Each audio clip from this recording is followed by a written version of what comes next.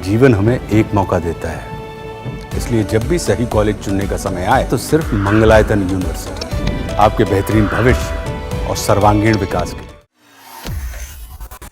Israel Iran पर परमाणु बम का इस्तेमाल करेगा तो पाकिस्तान भी इजराइल पर परमाणु बम से हमला का जवाब देगा। इस एक दावे ने इजराइल ईरान जंग में एक नया मोड़ लाने की कोशिश की है। ईरान की रिवोल्यूशनरी गार्ड के कमांडर और राष्ट्रीय सुरक्षा परिषद के सदस्य जनरल मोहसिन रजाई ने जब यह दावा किया तो पाकिस्तान में भी जैसे खलबली मच गई। पाकिस्तान ईरान का समर्थन और इजरायली हमलों का विरोध तो कर रहा है, लेकिन उसे यह अंदाजा बिल्कुल नहीं था कि उसे ईरान से अपनी दोस्ती की यह कीमत देनी पड़ सकती है। इसलिए इस दावे के तुरंत बाद पाकिस्तानी रक्षा मंत्री ने इस दावे को पूरी तरह खारिज कर दिया। लेकिन ईरान की तरफ से यह दावा किया गया कैसे, यह सवाल हो जाता है। सब जानते हैं कि इजराइल और ईरान में जंग परमाणु के लिए ही है, यानी ईरान परमाणु संपन्न ना हो, इसलिए इजराइल जो है ये उसे अपने खतरे के तौर पर देखता है और उस पर हमले भी इसलिए ही किए गए, इसलिए ही जंग शुरू हुई। लेकिन अगर दोनों तरफ की ताकत एक हो जाए तो फिर संघर्ष क्या होगा? पाकिस्तान भले ही ईरान के दावों को खारिज कर रहा हो और यह भी सबको पता है कि पाकिस्तान परमाणु संपन्न होने के बाद भी उसे चलाने की गीदड़ भपकी, परमाणु को चलाने की गीदड़ भपकी लगातार देता रहता है, लेकिन वो चला नहीं सकता, यह भी सबको पता है। भारत से तनाव में भी उसने यही गीदड़ भपकी एक बार नहीं बार बार दी, लेकिन फिर भी पाकिस्तान पर किसी भी तरह का कोई भरोसा किया नहीं जा सकता है। उत्तर कोरिया को परमाणु बनाने में मदद करने वाला पाकिस्तान ईरान को मदद क्यों नहीं करेगा? क्या यह सवाल खड़ा नहीं होता है? निपुण जी मेरे साथ जुड़े हुए। निपुण जी, क्या कहेंगे इस पर?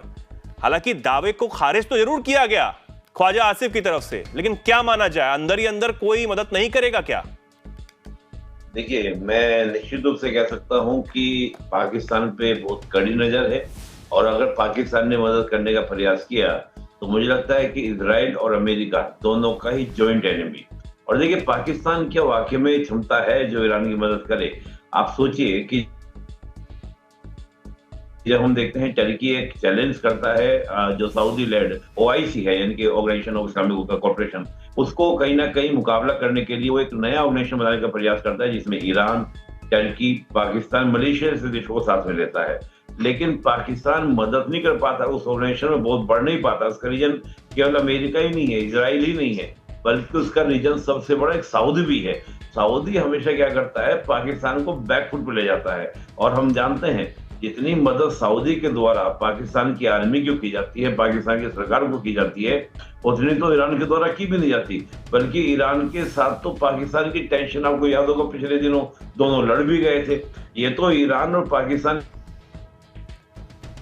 के बीच में प्रेजेंट में दोस्ती कराने का प्रयास जो है वो टर्की और चीन की ओर से होता है, नहीं तो कोई दोस्ती का आधार नहीं है। बलूची जो है बड़ी मात्रा में ईरान के अंदर भी रहते हैं और वहां से कहीं ना कहीं ईरान को टेंशन भी देते रहते हैं।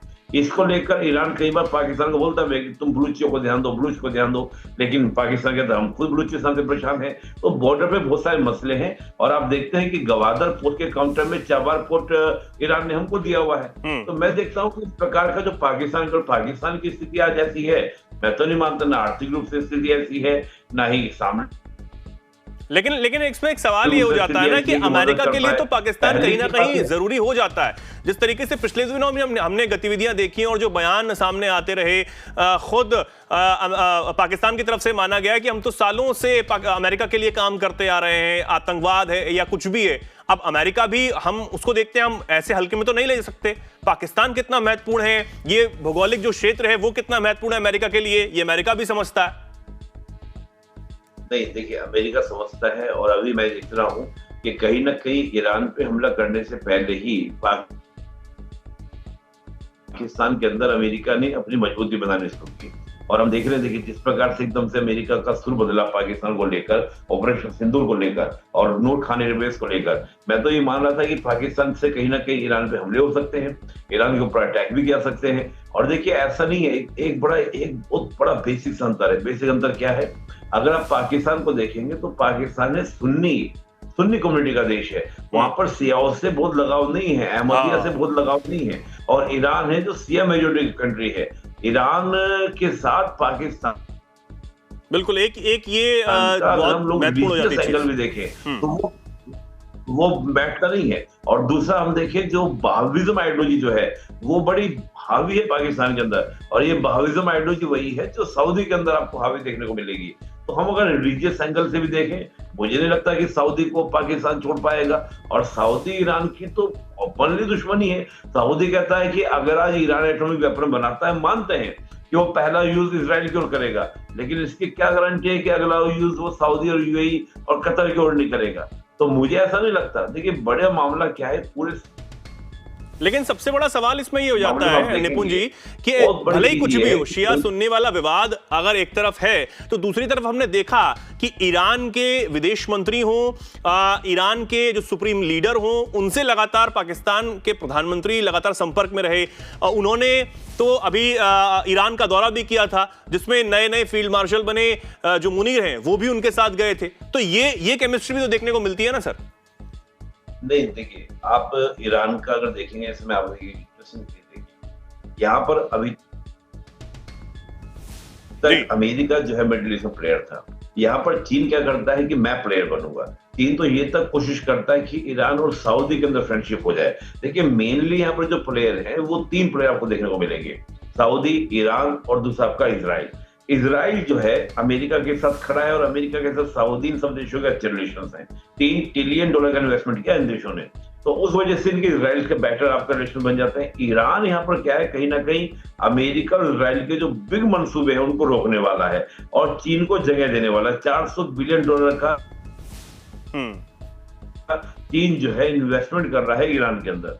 तो ईरान को देखते $400 बिलियन जैसे ऑफर करता है चीन, तो सऊदी को लगता है, सऊदी भी चीन से बेटर रिलेशन बनाने का प्रयास करता है। लेकिन चीन की कंडीशन क्या थी कि आप दोनों आपस में दोस्ती अच्छी कीजिए, संबंध अच्छे कीजिए। कोशिश की गई, विदेश मंत्री को मिलाया भी गया, लेकिन आखिरकार अमेरिका की जो अपनी कामयाबी थी, अमेरिका के जो अपने स्टेप थे, अमेरिका अब्राहम अकॉर्ड जैसे तमाम तरह के जो संधि समझौते हैं उनके माध्यम से इजराइल के साथ बेटर संबंध बनाने की। तो मैं ये देख रहा हूँ कि जो फ्रंट पे हमको दिख रहा है, फ्रंट वैसा नहीं है। फ्रंट ये कहीं ना कहीं मिडिल ईस्ट को अपने प्रभाव में लाने के लिए अमेरिका और चीन के बीच की फाइट है। ये पाकिस्तान है, टर्की है, जस्ट लाइक इनको हम कह सकते हैं मोरे हैं शतरंज के, जिनको यूज करने का प्रयास ये पावर्स कर रही है। बिल्कुल बिल्कुल। अब पाकिस्तान तो हमेशा सिर्फ यूज ही होता है, अब तक चीन उसे यूज कर रहा था, अब तमाम देश उसे यूज कर रहे हैं क्योंकि उसे सिर्फ चाहिए खैरात।